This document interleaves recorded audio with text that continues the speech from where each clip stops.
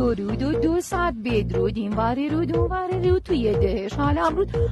ببخشید بینندگان گرامی، من شمشکی و همکارم توجه شما رو به خبری که همکنون به دست من رسید جلب میکنم.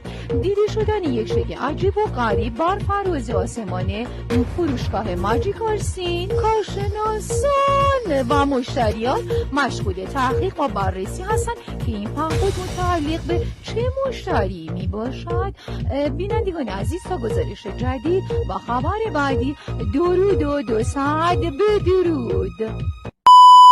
آقا این پهپاد مال کدوم مشتری خوبمونه؟ خب بیاد ببره.